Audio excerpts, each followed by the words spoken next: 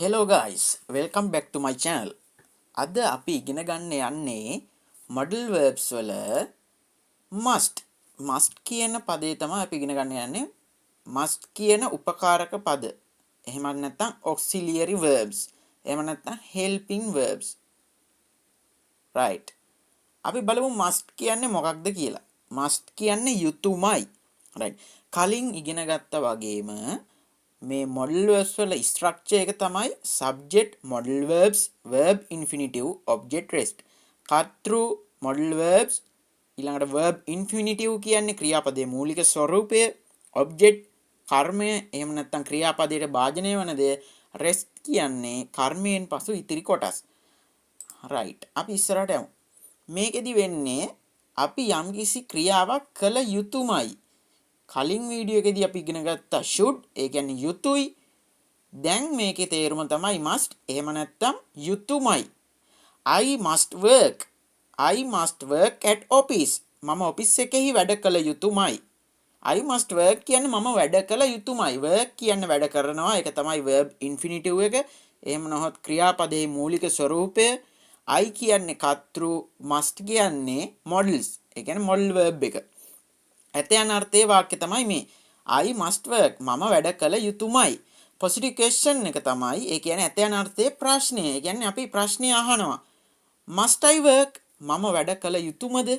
negative ආකාරය තමයි I must not work මම වැඩ නොකළ යුතුයමයි දැන් බලන්න මේකෙදි must කියන එකට not එකතු වෙලා තමයි අපි නැතයන් අර්ථය හදන්නේ නැතයන් අර්ථයේ වාක්‍ය negative question නැතයන් අර්ථයේ ප්‍රශ්නය must not I work right අපි ඊළඟට උදාහරණයක් බලමු positive ආකාරය තමයි අපි බලා සිටිය යුතුයමයි we must wait for my girlfriend අපි බලා සිටිය යුතුයමයි මගේ girlfriend එනතුරු right positive question must we wait අපි බලා සිටිය යුතුයමද negative ආකාරය we must not wait බලන්න මේක නිකන් රටාවක් තියෙන්නේ දැන් positive question එක හැදෙනකොට must එක මුලට එනවා කර්තෘ දෙවෙනියට යනවා ආයේ negative ආකාරය හැදෙනකොට කර්තෘ මුලට එනවා must එකට not යදෙනවා ඒක දෙවෙනුව තමයි දාන්නේ must වෙනුවට must සමග not යොදනවා දෙවෙනුව දානවා right we must not wait negative question එක must not we wait right අපි බලා නොසිටිය යුතුයමද right ඊළඟ positive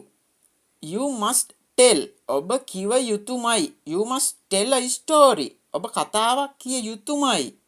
positive question එක must you tell ඔබ කිව යුතුයමද must you tell a story ඔබ කතාවක් කිය යුතුයමද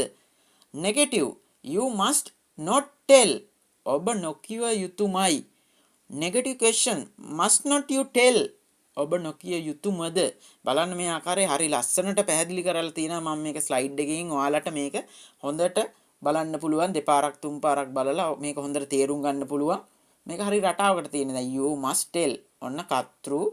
modal verb එක verb infinitive ඊළඟට modal verb එක මුලට ආව දෙවෙනුව කර්තෘ දැම්මා negative ආකාරයේදී ආයමත් කර්තෘ මුලට ආව must සමග not යෙදුවා ඊට පස්සේ verb එක දැම්මා negative question ආකාරයේදී must not මුලට ගත්තා you දෙවෙනුව දැම්මා verb එක අනිත් පැත්තට ලිව්වා අපි right